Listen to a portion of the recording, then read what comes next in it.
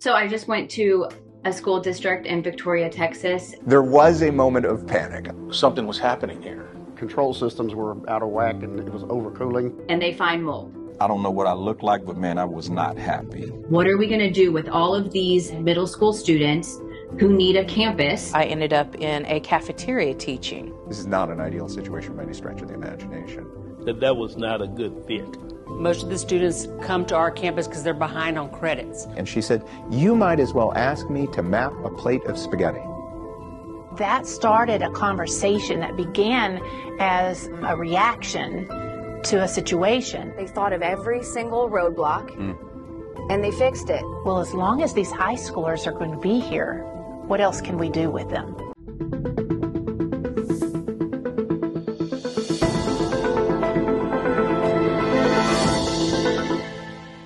Welcome to Stories from the Field, the Superintendent podcast, where we always talk about issues facing public education through the lens of equity. Sarah, where do we leave off? So we were talking about a disaster that happened in Victoria ISD, and it was really about a mold disaster right before school started in 2021. So about a week and a half or so before school was set to start.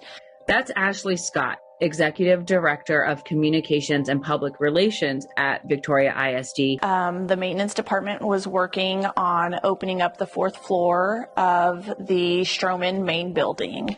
And during that week before school started, they noticed the mold in the ceiling tiles in several classrooms. So the mold disrupts the school district. Teachers were gearing up for the year, so this was a really big deal. It was then that the decision was made to close down that building. That's when the decision was made to move those students to the Liberty Academy campus. So we had Stroman students moving to Liberty Academy students moving back to the conference center, but we still didn't have enough room for all of the students. There was a moment of panic.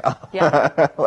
But then it's a quick pivot. What are the options? That's Quintin Shepard, Superintendent for the Victoria School District and longtime IEI member. I'm going to back way up first because there's a leadership thing in here, right? We want to believe that quality of our life, I'm going to draw an XY axis in the air, and I'm going to do it backwards for the viewers. So we want to believe quality of life over time gets better over time, right? We want to believe that our life trajectory does something like this. But the reality is anybody who's actually lived a life knows that it's not a straight line, right? It's a series of, it's a sine wave, up and down and up and down and up and down.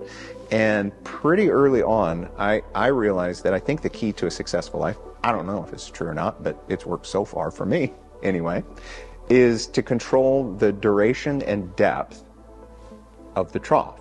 Think of one or two of the lowest points in your life. And really, it breaks down to these two questions. What should I do next? And what tools and resources do I have that I can start working with? Mm-hmm. Now, you can answer the question about tools and resources to some degree, but even that is hard to answer because your reptile brain, your survival brain, is in full engagement mode at this point. And so your prefrontal cortex is completely shut down. You have nothing that resembles executive functioning skills. So you can't make good decisions. So the first question, what should I do? What's the right thing to do? You can't answer that. You think you can answer it. You could lie to yourself and say you can answer it, but you can't answer that. And if you do think you can answer it, you're bullshitting yourself, right? So here's the secret. When things are going kind of okay, when you're at the high points, that's when you're cultivating relationships with people built on compassion and suffering and trying to help other people through their struggles and share with them and building these really, really, really deep connections. Because then when you hit your own personal trough, you reach back out to those people and you say, I know I need to do the right thing. I don't know what to do. Every single time, without incident, you find 4 or 5 people who would be like, this is what I would do, and I know it's hard to hear, but this is what I think you should do. Every single time, they will come up with the right answer. And so this is a long way of getting back to Stroman. When the mold hit, my first response is, well, what should we do? I don't know the answer. What should we do? Let's start going out and asking people, what do we think we should do? Let's ask people who've been suffering with us all along, people who helped us close buildings, people who helped us merge campuses, people who helped us rezone the school district, people who served on the finance, people who've helped us struggle with the district. So that's when they come up with this solution to house the students somewhere else. Right. And that's when we hinted at the Breakfast Club, a cup of coffee, and Victoria College. I will say this, the idea of utilizing some of the classrooms at Victoria College as a fresh start for our kids, you know where that idea actually came from, the first time that idea was dropped? It's time we start talking about relationships and the breakfast bunch. How did that happen? So the other person who comes to those breakfasts is the president of UHV, University of Houston, here in Victoria. And so he was new and hired just shortly after I was new. So the both of us were new, and the previous president of Victoria College, he was the long-standing sort of member, if you will. He'd been here for several years. And so I called him up one day and I said, look, I firmly believe that we get our more work done when we know each other, when we have a relationship. I have this big thing about compassionate leadership. It's just kind of how I'm wired. That has very specific meaning to me. Compassion, if you break it down, passion is to suffer, compassion is to suffer with.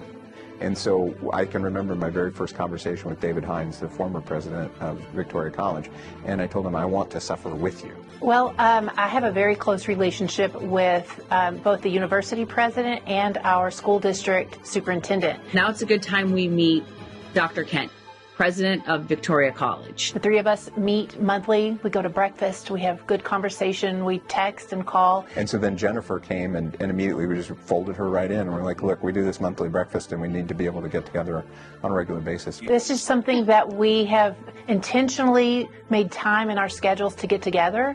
And then the conversations that come from that have just been amazing. And we're always, looking at how can we pull our resources together and our ability to cast a wider net together and ultimately help this community.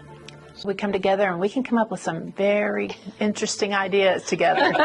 It's like the biggest resource in your own backyard, right? Right. So why not use it? But then there's logistics that go with it. Oh, yeah, but that all gets worked out. Right. The answer to how is always yes. Okay. So, right? So you're how like, are we we're going to do doing this? Yes, we're going to do it. Like, yeah. That's just so we're clear on that. But yeah, right. If I wasn't willing to share my suffering with her, she wouldn't have been. I didn't know that they had those classrooms. Right. But that started a conversation that began as a reaction to a situation, but then immediately turned into, well, as long as these high schoolers are going to be here, what else can we do with them?